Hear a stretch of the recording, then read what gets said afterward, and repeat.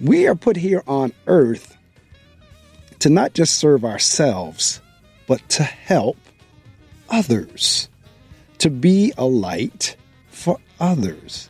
We're not put here to be selfish. Now, because you hear me talking about self-care now, there is a perspective or a version of selfish and self-care. If that's not the kind of selfish I'm talking about. I'm talking about when you try to get everything just for you and to heck with everybody else. When you feel like it's an end-sum game, it's a zero-sum game that in order for you to have, you have to take from somebody else. There's enough in the world. There's enough in the universe. There's enough on the planet for everybody. It's not a zero-sum game. People think it's a zero-sum game. In order for me to have, I have to take from you. In order for you to have, you have to take from me. It's really not that way. If we had the perspective of it's enough here for everybody, everybody ought to be able to have. To be honest with you, we should not have have-nots and haves. We should not have haves and have-nots because there is enough for everyone to have. But because we get caught up in this zero-sum game that in order for me to be rich, you have to be poor. In order for me to be doing good, you have to be doing bad. In order for me to win, you have to lose. Because we get so caught up in that, that's why we're always caught in the issues that we are. Now, see, I tell you, I've been really trying to discipline myself behind this microphone from not talking about the nonsense going on in the political arena. But I can tell you this I will tell you. I cannot tell you who to vote for. And to a certain degree, I really don't care who you vote for as long as you vote. But I can tell you right now, I'm voting for Kamala Harris. It's just that simple. I love her slogan. We are not going back. We are not going to that nonsense that we had in the 4 years prior. So I can tell you, like I said, you vote for who you want to vote for. If you're a Trump fan, God bless you. But me, I'm a Kamala fan. So that's what I mean. I should no more be going crazy and trying to berate you per se because you are for Trump. Then you should be able to berate or try to make me feel bad because I'm for Kamala. We all have choices. Now, you can't sit there and browbeat somebody because, see, that's what I don't like about the other side. They're going to try, and they tried on January 6th, they're going to try to make somebody take the candidate they wanted. Now, they didn't win. Period is that. Now, there's a chance, who knows? I don't know what's going to happen in November. May not win again. But you can't sit there now, we're going to have a civil war. It's going to be. You can't force somebody to be, because that's not what the United States, that's not what America's supposed to be about. That's what the folks that came over here were leaving. That's what they were leaving when they left and got on the Mayflower and all the various boats that we learned about in history at school. When they got on the boats and came on over to the United States, that's what they were leaving. So for us to sit here and try to go back to that, to have a dictator and going to force a candidate to be there. And if my candidate doesn't win, we're going to have a war. No, that's what we were trying to get away from. So whoever wins, they win. That's what the whole process is about. You vote, you vote. That's why we have the opportunity to vote.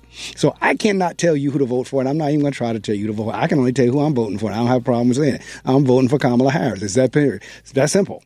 Harris Waltz. That's who I'm voting for. You vote for whoever you want for. That's the beauty of being in this country.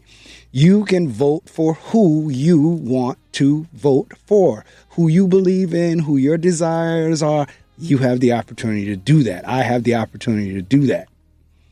So I have been, like I said, exhibiting great discipline to not disparage the foolishness. But it is what it is. And we shall see in November. First off, the technology that we have now is wonderful for everything. There really is not a better time to be alive. It's certainly not a better time to be a student. And I've said this on the air before and will continue to say it. There is no excuse for anybody being dumb. Now, you might be uninformed. There might be some things you don't know. But anything that you want to know, you can find out. Technology has given that to us. You have at your fingertips the ability to find out. In our devices, they're not even really phones. They're devices. We call them phones because phone is one of the features. Now, on my device, the phone is the least thing that I use. On my iPhone, the phone is the least thing that I use. I don't know how many apps on here and pictures and everything else, but the phone is the least thing I use. Truth be told, this device is a handheld computer. That's what it is. And on that handheld computer, there is more information on my hand than what used to fill buildings. It would take buildings and rooms to house the information that is now in our hands. Literally. Even on our watches. I mean, the iWatch is what was on Dick Tracy. When I was a kid, there was a cartoon, Dick Tracy, and Dick Tracy would talk to his watch. And well, that's what we have here with the iWatch, with the smart watches. Now, and it's an aside, but it's amazing how we have all these smartphones and smart watches and dumb people. That's absolutely amazing. Smartphone, smart watches, smart this, smart appliances, smart that. Even Alexa has manners. I put that on Facebook the other day. Whenever I ask Alexa a question in the morning, she'll start with, "Good morning, Mark." That's how Alexa starts. If I ask her a question in the morning, she'll say, "Good morning, Mark." Again, smarter than some people. I have people that don't even have sense enough to say good morning. All right. Artificial intelligence. I don't know why they call it artificial intelligence, because artificial intelligence in some respects is more intelligent than real intelligence. It's absolutely amazing. AI, artificial intelligence, in some respects, not all, but in some respects is more intelligent than real intelligence. Smart phones, smart appliances, smart watches, dumb people. Okay. So back to what I was saying. I utilize my technology to the best of my ability. The more I can learn about it, the better, because technology is a tool. It could be used positively and negatively, just like fire. Fire can cook your meals, or fire can burn your house down. It's the same fire, okay? Fire can kill you, or fire can save you. It's the same fire. So technology is the same way. You can use technology for good, or you can use technology for evil. I try to use technology for good as much as I can. So in any event, on YouTube, they have some wonderful prayers. They do. That I incorporate into my meditation and prayer routine. So there's one for the month of August. I guess this group does one for every month. I don't know, but I stumbled across the wonderful month of August, my month.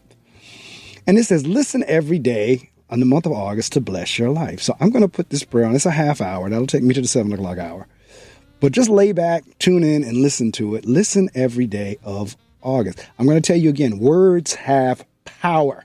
What you write, what you listen to, what you say has power.